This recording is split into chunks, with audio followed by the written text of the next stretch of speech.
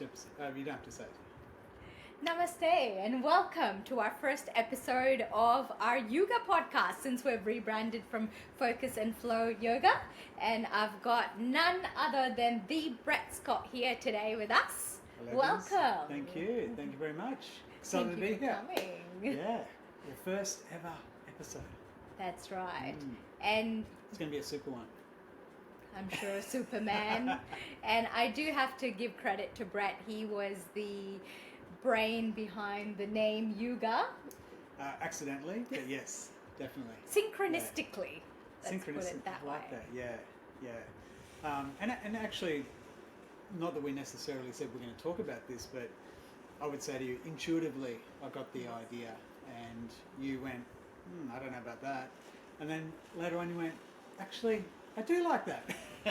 That's because Yeah. I listened to my heart over my mind. My mind said, well, that's not authentic because it's changing the name yoga. But then when I really had to think about it, I actually closed my eyes and meditated, and it just felt right because yoga is all about you. And that's exactly what I do with my clients because it's all about them.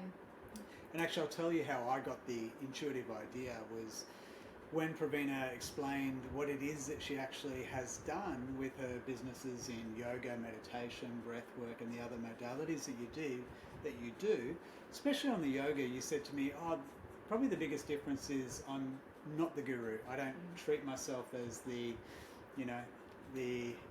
well, you're inspirational, but you don't necessarily treat yourself as a guru. That's right. You treat yourself as a guide. You're someone who actually helps people to go on the journey for themselves. And I went, so it's a bit like yoga. And you're like, yeah, I guess it is. It just clicked like that. Yeah. So, no, excited to be here, and I'm ready for your questions and whatever we want to talk into in regards to what I do. So Let's do away. it. Yeah. Before we do that, Yeah. I want to introduce Brett. So Brett is a mindset mentor, and he's given a TEDx talk. Correct. And Brett is also come up with Supercharged Freedom, which is his little baby that he's given birth to. And he's also known as Superman. I am, yes. Yep. That's right. Not only that, he's got a lot of accolades, like he's won multiple awards, and even this year he's got the Beam Coach of the Year, Man of the Year. There's a huge list. So I'm so proud to have you here. Thank you. And above all, I'm very, very proud to call you as my dear friend and my very own mindset mentor as well. It's very true, and you're very dear to my heart as well. And yeah, there's so much I'm sure we're going to cover off on. I'm sure some people are probably thinking, what? Superman? Where's his Superman t-shirt or his Superman outfit? I say t-shirt because that's what I usually wear when I wear Superman. I did think of bringing it today. Well, you've got the vibes, that's for sure. So tell us a bit more about Superman. How did this all start and come about? Well, great question. I'm glad you asked. For me, I don't remember it, but from the age of 1, and in fact, my TEDx talk, it's not actually meant to be about my journey with Superman, although if you want to look it up, what's this TEDx talk? It's how to unleash your inner superhero. So you might like it. Check it out. Anyway, from the age of 1, apparently my mum used to tell me that I would nag her for a Superman costume at the age of 1. Crazy, right? Now, here's the context. I was very adventurous. I mean, the most adventurous child you can imagine. You know how some kids are on leashes around the shopping centres? Oh, yes. Yeah. If I wasn't on a leash, which I was at times, not all the time, but if I wasn't on the leash, they would be speaking over the speaker. Is there a Brett? Is there a Brett in this? Come to the front counter. That would be me. And so my mum was nervous about me getting a Superman costume because in her mind, of course, we can talk into this as well, in her mind, she was worried or concerned that I would get up on the roof and jump off and try and fly like Superman. So she didn't do that. At the age of 3, however, she did buy me a Batman costume. Now, in her mind, Batman doesn't fly, so she's thinking he's not going to jump off the roof. well, Brett must have thought, and of course I don't remember 3 at the age. I remember actually coming off the roof. I remember some things I'll tell you in a second. Oh dear. But I don't remember the context of me thinking about it, but this is probably what happened in my mind. I'm thinking, well, I've seen Batman glide, like he glides off buildings. And so I thought, I'm going to try and glide. And I did. I jumped off the roof. I did actually get on the roof somehow. And I landed in a rose bush. Now, the thing I remember about that incident at 3 is my mum plucking out the thorns Ouch. from my legs and putting Dettol back then. We still use Dettol? I think we do. Putting Dettol on my legs. And so I remember that part. And so there's a whole, in the TED Talk that you'll hear, there's a whole series of things that happen. And I thought, like most boys going into men, you know, they've got their love of superheroes. There's a lot of superhero movies. And I thought it was just one of those childhood fascinations. And maybe in part it is or was. But what I realised going through my proper breakthrough, and maybe we'll talk into some of this at some point, but going through my proper breakthrough, what I recognised is that I actually became my version of Superman. So there you go. Yeah, there you go. And that's very interesting you say that, because in Patanjali's Yoga Sutras, he's actually described the various stages that we go through towards samadhi. So samadhi is like the ultimate meditative state, that what we call as bliss or nirvana, or all these other terms that they say moksha. But to get there, there's several stages. And as you go along this part towards the end, he does actually talk about this concept of siddhis, which means superpowers. there you go. So I find it very interesting how there's a correlation there. And when we tune into our higher selves, we do get this kind of a superpower. And, you know, in the Yoga Sutras, he's described it as things like levitating, going invisible, or being able to have Walks through that, walls. yeah, telepathy, all those kind of things, which are some of the things that Superman can do, like flying places and... Yeah. So, you know, we spoke about this before, not on camera, offline. You know, and I think the reason why I realised I'd become my version of Superman was for that type of thing. I can't levitate yet. I'm Yet looking. is the key word. Yeah. At some point, let's see. But in saying that, because I've actually taken control of the things that I can control, and I've actually started to work on myself, and I've actually continually every day educating myself, which isn't just about me. It's about how do I pass that on to others? How do I help, you know, clients that I'm working with? And so that, I believe, whether you're a man, woman, or whatever gender you are, that makes you a superhero. You know, so Amazing. yeah.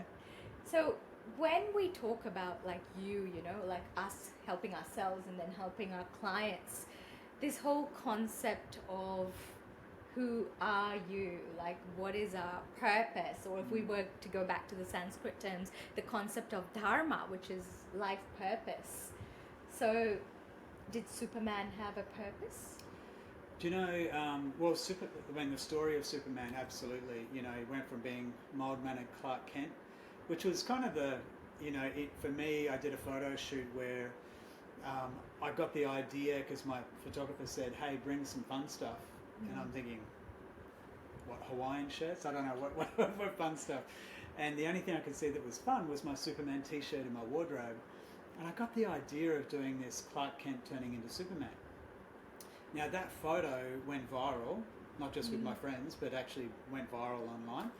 I was like, wow, that's amazing. And then I thought, hang on a minute, I've actually gone through a metamorphosis.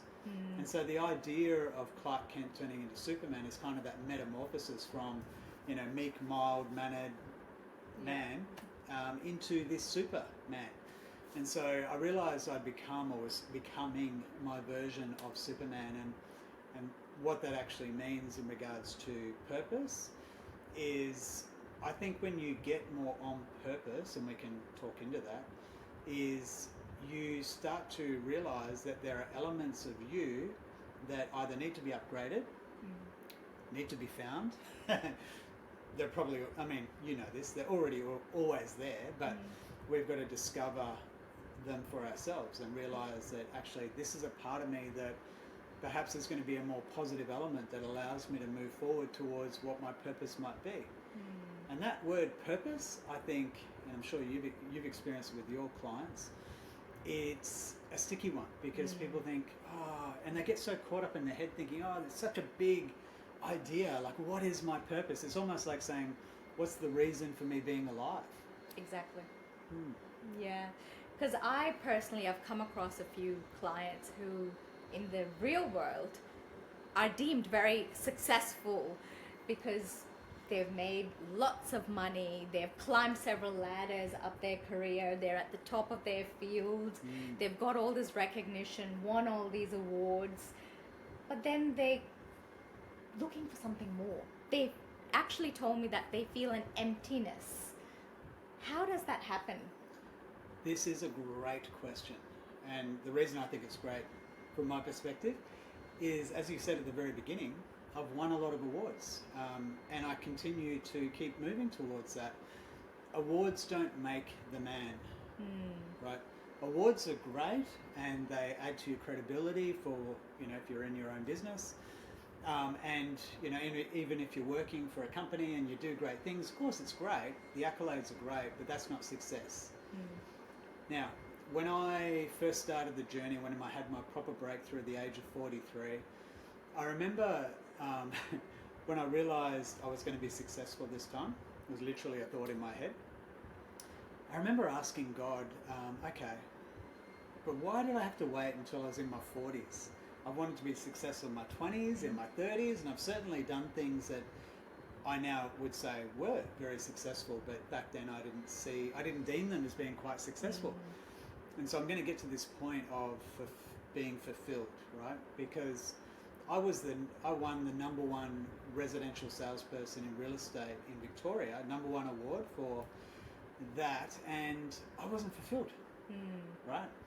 I've won this year, as you mentioned, Man of the Year, and I was runner-up for Coach of the Year, or won the Silver Coach of the Year, and that was really fulfilling. And the reason it was really fulfilling is because I could recognize the work that I'd actually done on myself to get there. I felt deserving. So I think the differentiation of being fulfilled is, you know, if it is an award or awards that you're receiving, it's that you're doing something that is fulfilling. It's not about the achievement. The achievement is the bonus. It's like, you know, what do you call it? The silver lining, maybe. Is that the word? Silver lining? It's the thing that is it correlates.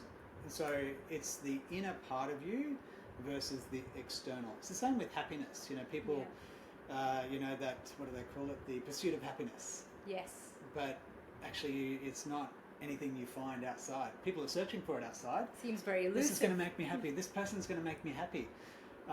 No, you need to be happy, and then that person will make you even happier, or that, you know, that thing that you're doing is going to make you even happier, but that's not the external things are not the things that make you happy. And it's the same thing with success. It's about finding that inner part of you that feels fulfilled. And so to me, when I focus on others, when I focus on, like when I first started, I knew, because I had a big breakdown moment that we haven't discussed, I knew in that breakdown moment when I cried for the first time as an adult, I was 39, turning 40, as you know, and I remember getting the download, literally like a lightning bolt hit me, and I heard, and the thing that I felt or I heard was, when you figure out how to fix yourself, you should help other stupid men figure out how to fix their lives as well, by writing a book. And so the book idea, which I've never wanted to write a book in my life, if you said to me, hey, do you want to make a movie? Absolutely, I love watching movies, so of course, I thought, always had an idea when I was younger to be an actor in movies, and so that would make sense, but writing a book I knew that wasn't my idea, so I knew that must be some sort of connection to purpose, and this is the part that I want you to remember, because Praveena should know it already. I want you to remember. You'd hope so. I think you're onto this, which is when there's a book. Write this down. There's a book called Think and Grow Rich by Napoleon Hill. It's a book that's written almost 100 years ago. 1937 it was first released. And in that book, at the very beginning, he says to you, and by the way, I'm going to give you a secret. Probably shouldn't give you the secret, but if you Google this, you won't find this secret that I'm about to give you. So I'm going to give it to you anyway. That's what. Shh. Keep it within us. Hey, and this is what podcasts are about, right? You're going to get something that you won't get necessarily from a book, or you may not get the full context of the meaning. Now, in the book, he says there's a secret, and I've hidden it in plain sight. And when you find it, take note of where you first see it. And for me, I was listening because I was using YouTube. Didn't have enough money back then to even afford to get Audible. So I thought, I'll see if it's on YouTube for free. Now, it is. So if you don't have money like I didn't back then, absolutely go to YouTube. Now, he says it's hidden in plain sight. So I knew it must be something he's actually said. Now, I think it was chapter 3 or maybe chapter 4 when I first heard it. And he says, you need definiteness of purpose backed by a burning desire to achieve it. And I thought, and then I've read it now over 30 times. And when I went back the second time, I saw it was in the introduction. It was in the chapter 1, chapter 2. Every single chapter, it's in there. It's the only thing that I can see, having read it over 30 times. And if you've read it and you actually think there's a different secret, please let Praveena know, and then she'll let me know.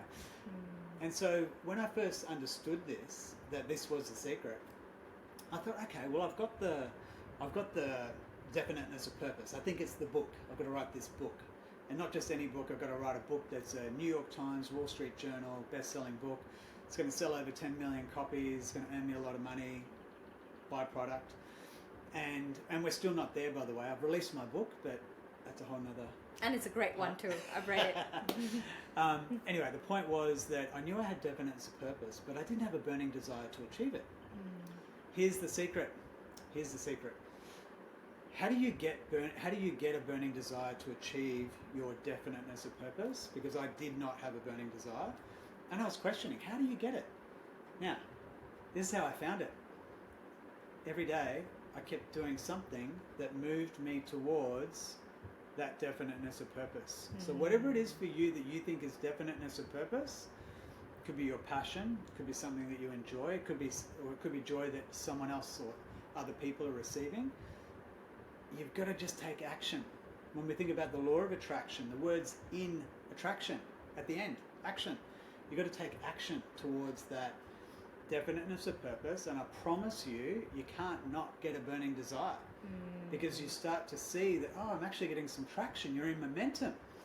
You know it. Absolutely. You know it, don't you? And what comes to mind first, like YouGa, that's right. And I can just feel that. Where do you feel that in your body when you embody it? It's your solar plexus chakra, where you feel that desire. And, just dissecting this a bit more and uncovering this secret even more, there was one part of me that used to be obsessed. So there is a very fine line being obsessed with something and being passionate about something and really wanting something, but then also having those delicate balances of desiring something, working towards it, but then surrendering and letting go. That's the secret sauce to actually getting to the end stage. I'm glad you said it. Like, I'm glad you, especially that surrender part, that letting go, because, and I know that previously you were, like you said about before, the mind versus the heart. We can be in that conscious, logical, like, how does it actually work? Show me the scientific proof. And the same thing with action. We can be, I've got to do. And yeah, there's a part where action is absolutely important. It's vital. But then there's a part where you've got to let go. You've done your part, and and the let go and let God idea is there's a part for you to do, and there's a part for you to surrender to God or to whatever you believe in that allows for the next evolution of that part. Absolutely. Actually, I want to share one thing. Yeah. I was listening to I actually have Audible because I have money for Audible now. But I was listening to this book, and it's actually not a book. So if anyone's heard of Dr. Wayne Dyer, he has a book, You'll See It When You Believe It. Not you'll believe it when you see it, you'll see it when you believe it. And so it's a book of his, which I have got at home, but this this recording is like say he's gone to a workshop and he's delivered this, not a sermon, but delivered this education on the principles of it. And he says, there's one thing that he said, look, whatever you've paid to come to this event, I promise you what I'm about to share with you will be worth every cent you've paid. And immediately, and I'm not obviously there, I've paid to listen to the audiobook, but I'm thinking, oh wow, what is this? Now he says, very, very simple. He says, whatever is not in your control, let it go. Whatever is not in your control, let it go. Whatever is in your control, take control. And the point that he's trying to make is that when you have a situation or something that occurs that, actually, and it's in regards to worry, doubt, fear. I'm so, and you I can't seem to control this, but I've got to make sure that it works. His advice to you, and I absolutely agree with it, is you've got to let go. If you can't actually find a way to control it or figure out how to maneuver yourself with it, surrender to it. Allow it to happen. It might not actually be great. It might actually be a horrible experience, but it might be the contrast that you need to go through. And I think that's a part of the process that has really helped me. So, and so what he actually says is, there's no need to worry about anything.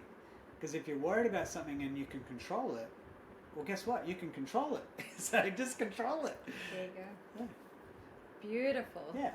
I thought love that was a really good lesson that I learnt today. That I thought I might share that. Yeah. And that just, again, it ties into what Patanjali's been teaching us, for the last 3,000 years. That, again, going back to superpowers, like how do you go into that deep meditative state where you access these higher states?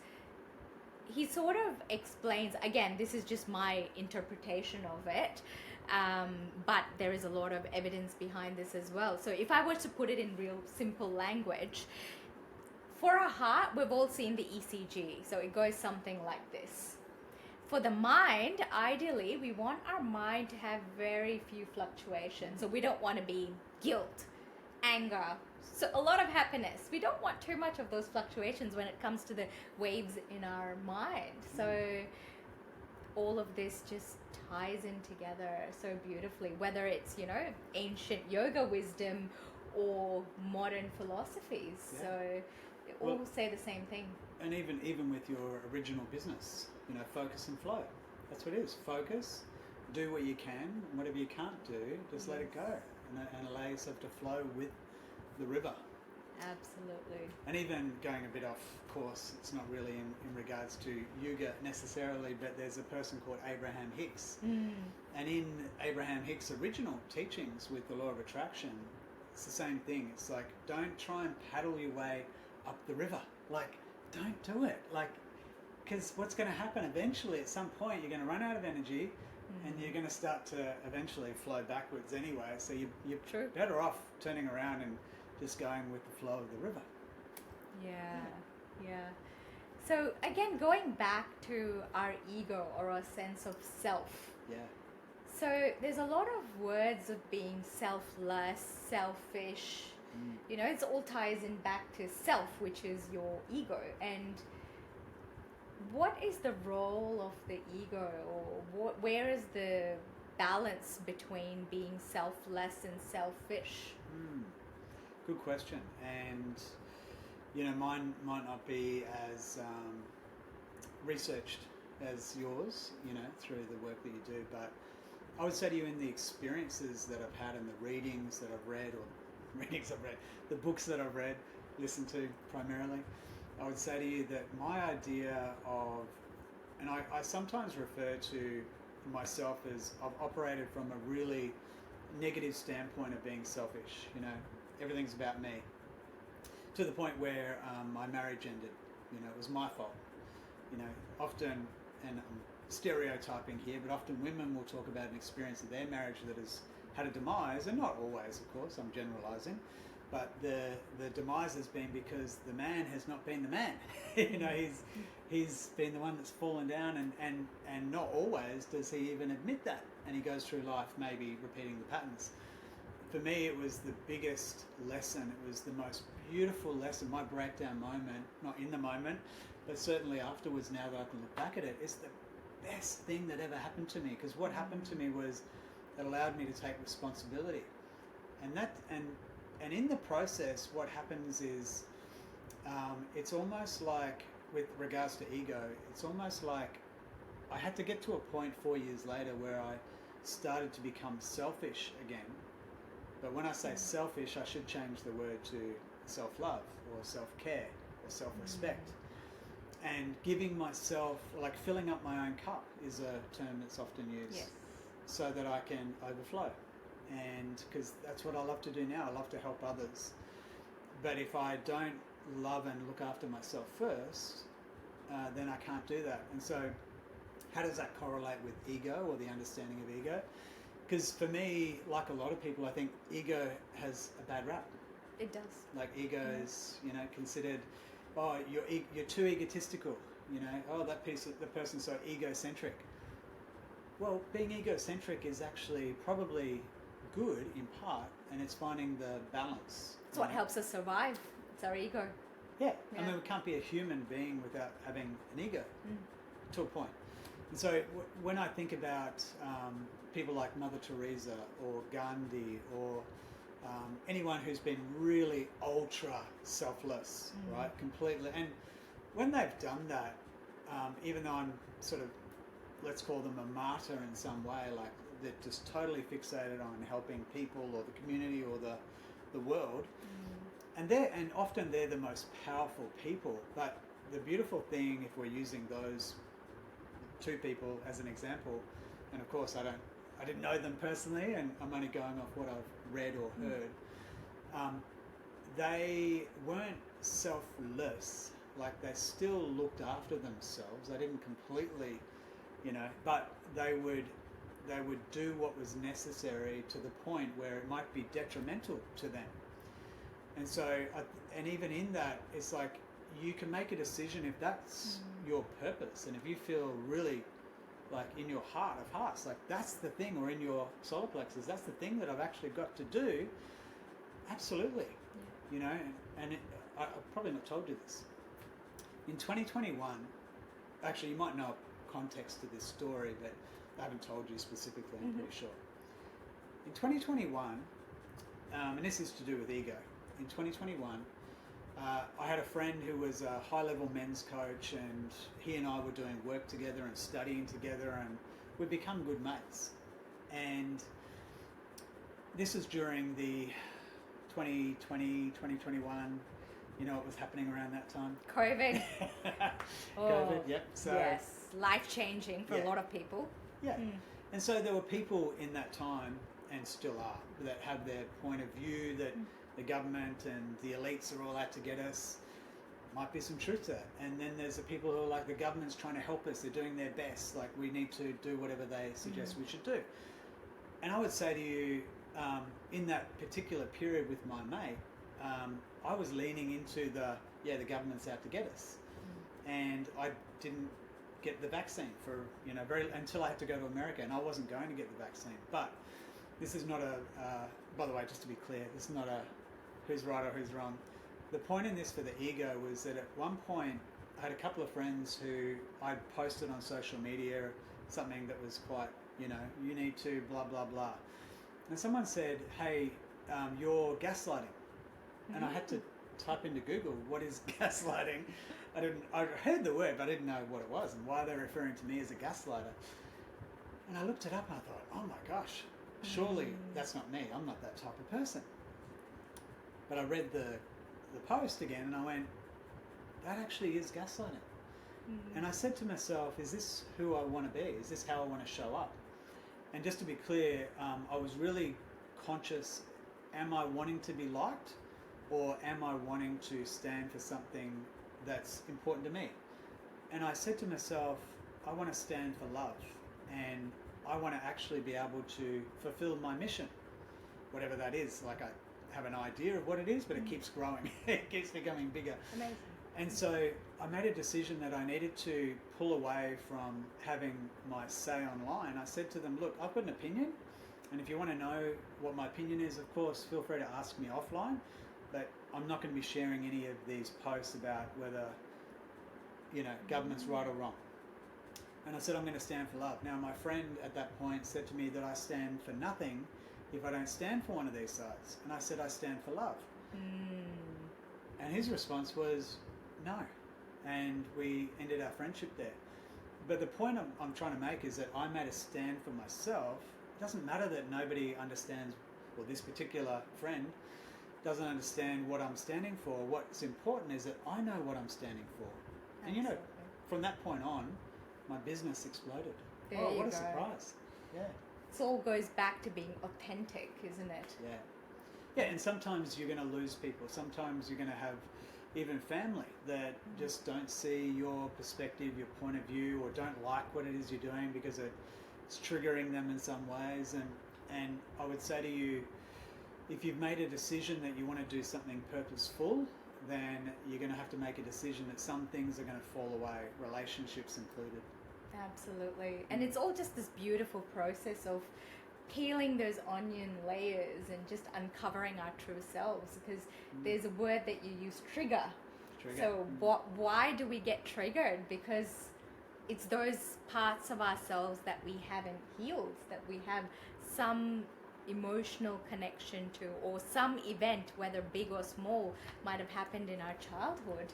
And that's why this whole thing of healing our childhood trauma and inner child healing and all comes about, because again, that's our identity. It just keeps evolving. And some people in a human body of 40 years old, they're still stuck in their 12-year-old child's emotional state.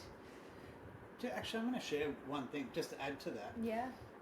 My grandfather, my mother's father, he passed away still a boy, and not a productive, fun boy. He passed away a miserable, and by the way, when I say this is not in judgment, this is just in reflection of what was passed on to his kids, namely my mother, but also the other kids as well. He was very selfish. He was still that boy, and he was 80-something when he passed away, and he took no responsibility. He blamed everyone and everything, and that's where I think the separation or the differentiation of becoming a better human with a positive ego, that's where it starts to come in, because self-belief and self-confidence are part of ego, and they're really important. Like, especially if you do have a mission, or if you figure out your purpose, and you've got to get it out there, then you need a voice, and you need to be able to do things like this, come onto a podcast or do a workshop, or, get onto the world stage, whatever that might be. And, and the other part to that is to, and this is maybe the hard part, is there's no competition. Because it's very easy, and I'm sure you do it. I'm sure I still do it at times, but I'm aware of it. And when I'm aware of it, I go, okay, Brett, like, does it matter? Like, this person has different characteristics, things, and maybe they're further ahead, or what? It doesn't matter. Like, but is there something good in what they're doing that you can take from that maybe you might go, oh, I'm going to do that someday. So I do my best to try and find the positive perspective in that, rather than competing or thinking, oh, wow, why is that person able to do that and I'm still here? It doesn't matter. What matters is that you're actually on track, that you're getting. A friend of mine, Coach Omar had this saying way before, and this is if you're in Australia, we have a brand called LSKD, and they have a motto which is 1% better every day. And I was like, oh my gosh, they've stolen my friend Coach Omar's saying, because he used to say it to me back in 2019. You just have to be 1% better every day, and you won't be 100% better at the end of the year, as an example, because how many days in a year? 365. You'll be 365% better. But it's actually more than that. It's about the momentum. It's about becoming that version of yourself, and it's an unfolding. It is. And in the Sanskrit term for that is abhyasa. It's just practicing, getting that little bit better every day. Yeah. That habit. Yeah. Amazing. Cool. Beautiful. Is there any other parting words that you'd like to leave us with, Brett? Parting words. And you sort of tapped into it before. I would say the most important part, whether you're going to go on a mission and be on purpose, or whether you just want to live a better life, I would say to you, the most important thing you need to focus on, and again, not comparing yourself, but focus on what is my true self. Be true to yourself. And I would say to you, from my experience, it takes time. it takes, not thinking you can figure it out yourself. It takes investing sometimes in programs or coaches and mentors, or it might be, maybe it's going to Tibet and going on, like I've got it in my mind, I'm going to go to Tibet at some point. Wow. And go on a journey. And so whatever it is for you, I would just say, do your best to figure out what is your true self, or be truthful to yourself. And it doesn't happen like that, especially like you said before about childhood trauma, or even, being a child. Like from the age of, they say between the age of 3 to 7, your subconscious mind is almost completely open. Your conscious mind hasn't yet formed. Therefore, what is it doing? Your subconscious is actually the storage component of your mind that actually stores how I'm using my hands on purpose, how we do things. We don't have to think necessarily about them. Yeah. They're automatic. And it's not just your physical self that's automatic, it's actually your behavior. It's your personality.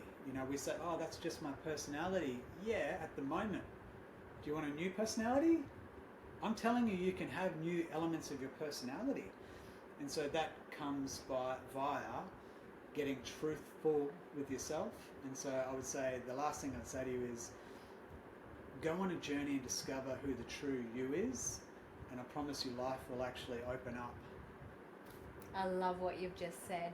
And tying all of this into real world sciencey stuff, because science hasn't yet caught up to spirituality. Like science is a few thousand years behind. We're only starting to prove a lot of things. So just in what you said about being true to yourself and authenticity, scientists have actually measured the frequency of authenticity, and it is one of the highest vibrations that you can be in.